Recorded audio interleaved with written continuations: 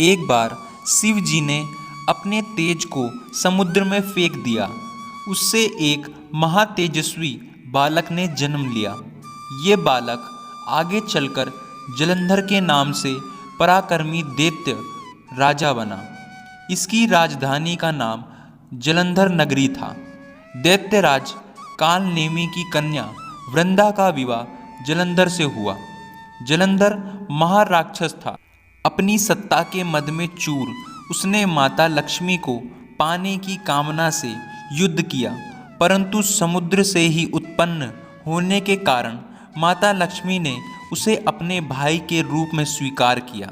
वहां से पराजित होकर वह देवी पार्वती को पाने की लालसा से कैलाश पर्वत पर गया।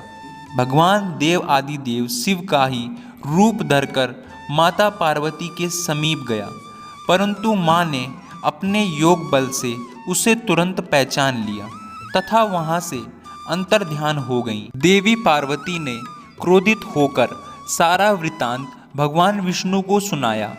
जलंधर की पत्नी वृंदा अत्यंत पतिव्रता स्त्री थी।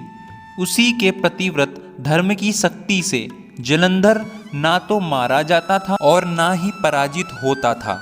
इसलिए जलंधर का नाश करने के लिए वृंदा के प्रतिव्रत धर्म को भंग करना बहुत आवश्यक था।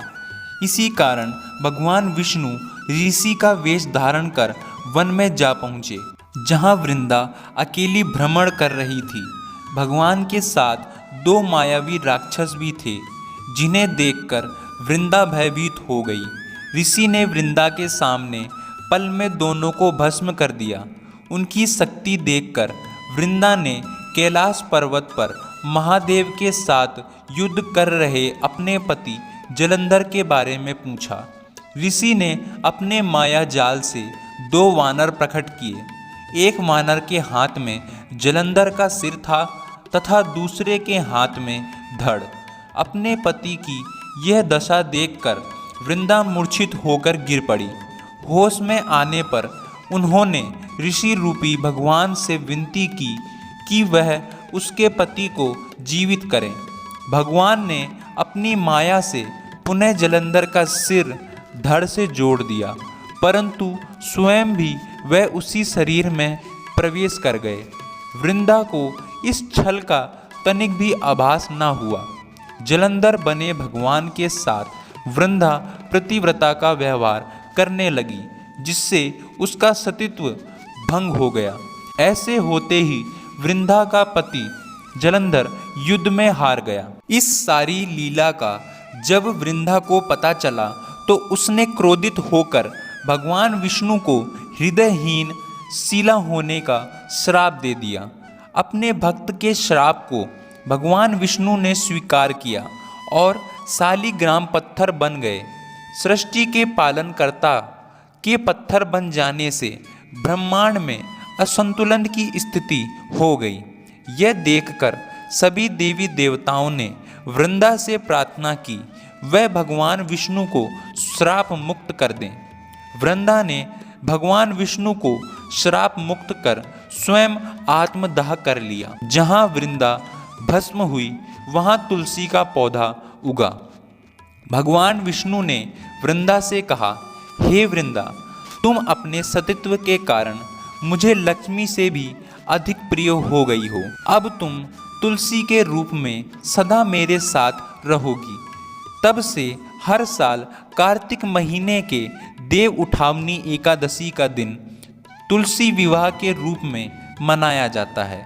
जो मनुष्य भी मेरे शालिग्राम रूप के साथ तुलसी का विवाह करेगा, उसे इस लोक और परलोक में विपुल यश प्राप्त होगा। उसी दैत्य जलंधर की यह भूमि जलंधर नाम से विख्यात है। सती वृंदा का मंदिर मोहल्ला कोट किशनचंद में स्थित है। कहते हैं कि इस स्थान पर एक प्राचीन गुफा भी थी जो सीधी हरिद्वार तक जाती थी।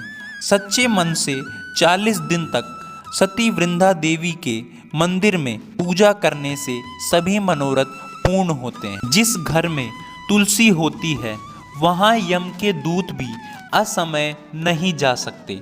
मृत्यु के समय जिसके प्राण मंजरी रहित तुलसी और गंगा जल मुख में रखकर निकल जाते हैं, वह पापों से मुक्त होकर वैकुंठ धाम को प्राप्त करता है। जो मनुष्य तुलसी व आंवले की छाया में अपने पितरों का श्राद्ध करता है, उसके पितर मोक्ष को प्राप्त हो जाते हैं।